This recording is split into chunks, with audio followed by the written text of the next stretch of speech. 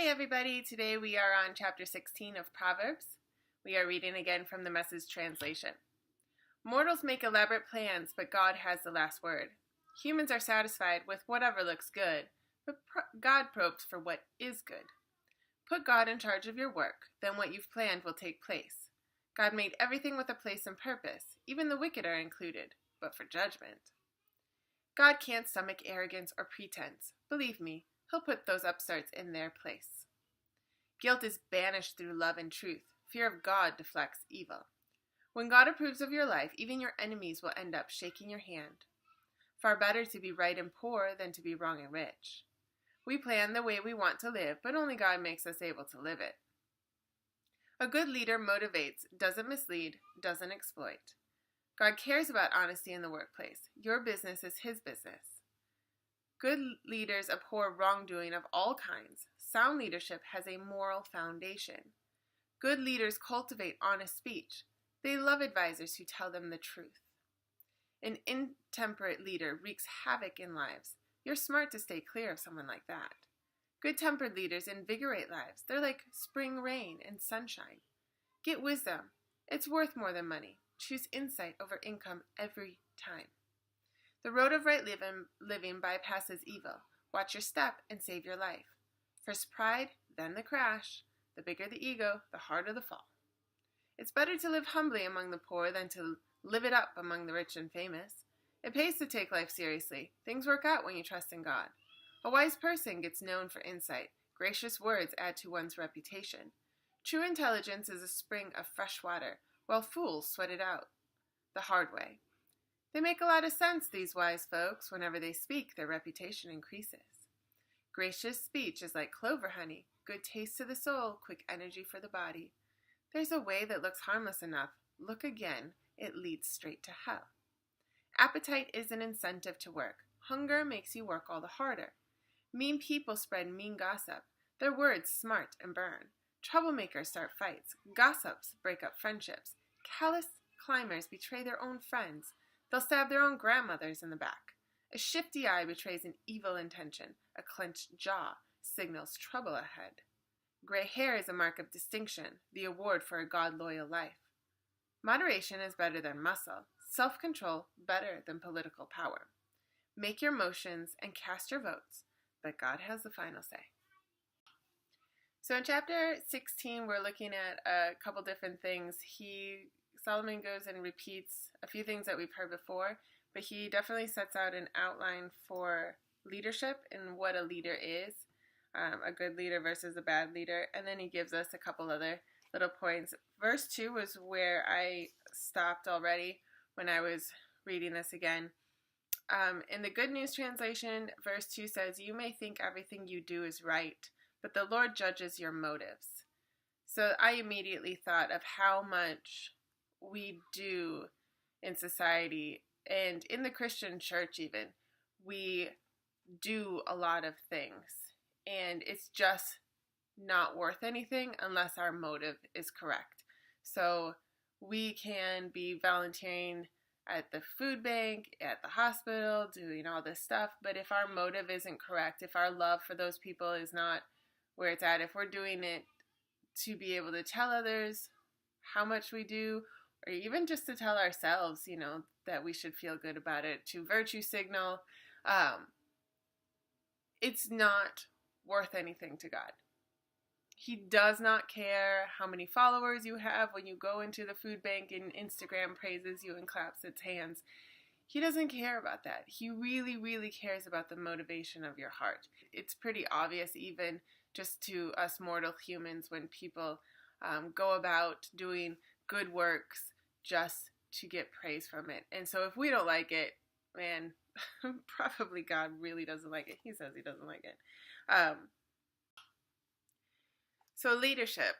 Clearly, as we go through Proverbs, we're starting to see that business, the way that you conduct yourself in your business, in your work, in your everyday life, is important to God. And leadership is a necessary thing on this earth. We need leaders. There's always a new generation coming up. There's always people who have just gotten themselves together, no matter what age they are. and they need leaders. And your leadership, wherever it is, whether it's in your house, whether it's in your work, whether it's, at school, whatever, it is important. And so we're going to go through just a little list of what Solomon says makes a good leader. A good leader creates a good workplace. So if you are a good leader, if you have these characteristics, if you develop these characteristics, even if you don't have them now, you will create a good workplace. So a good leader motivates. A good leader is honest. A good leader has a moral foundation. So this is important to understand what your foundation is. It's important to be able to articulate what your moral foundation is. And that means that this is right, this is wrong, and you're not willing to change that. You're not willing to shift it. A foundation is something that you don't want moving. Here in Texas, we don't want our foundations moving, though they do all the time in our houses. You want your foundation solid and staying, and that means that no matter what industry you're in, you're not going to move it in order to benefit them or the business, others, and we see this a lot. And corporations, I think, get a lot of flack for this, but this is everywhere. You have Google and YouTube right now shutting down people because they don't like their political speech. It's like they're moving their moral foundation from what they declared would be a free speech platform. You have people in Hollywood that they clearly have no moral foundation. It's completely crumbling, and we're seeing that as we hear of these horror stories of the life and the world that they've created over there. So if you have a moral foundation, it would even be a good idea to write it down, to sit down and take time and declare this is what makes up my moral foundation, and I'm not willing to have them shift. I'm not going to cheat. I'm not going to lie. I'm going to tell the truth. And telling the truth and not lying are almost separate things, because you can not lie by not saying anything. But there are times in which you have to speak up and tell the truth about things, even if it makes you look like you're not towing the line. You have to know where your moral foundation is not going to move. And it's a really good idea to write that out, because it gives you a better way to articulate it. A good leader has honest speech. And because of his honest speech, he or she approves of people around them being people who tell the truth. And so when you are a person who tells the truth as a leader, you are cultivating an environment in which other people feel safe to tell the truth. And that is something that you should appreciate. If you are a leader, you need people to tell you the truth. You need your people around you telling the truth, not keeping quiet in order to not lie, but actually telling you the truth of what's going on. And a good leader invigorates. And you can read almost any leadership book, and this is pretty much the list that they have for a good leader. Wonder where they got it. So a leader does not mislead his people or her people. And a good leader does not wreak havoc. All right? So if there is havoc going on in your workplace, you need to step up as a good leader. You need to change whatever's happening. So people are looking to you to be that leader. If havoc is happening in my home, I have to look at myself in the mirror, because I am the one that is home more often, and say, what have I done? What can I change? What have I allowed to come in here to wreak havoc? If you are the leader, you are responsible for that. You need to figure it out. So verse 18 is exactly where we get pride comes before the fall. That is one of those sayings that most people don't know where it comes from, but it is from the Bible. The Message translation says it, first pride, then the crash. The bigger the ego, the harder the fall. Isn't that true for Hollywood right now?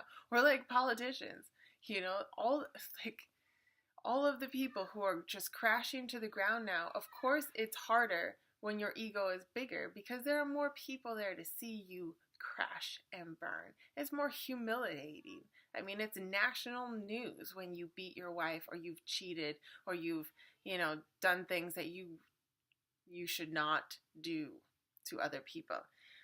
So that concludes chapter 16.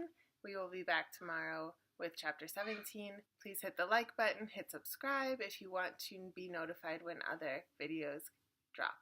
Thank you so much. See you next time.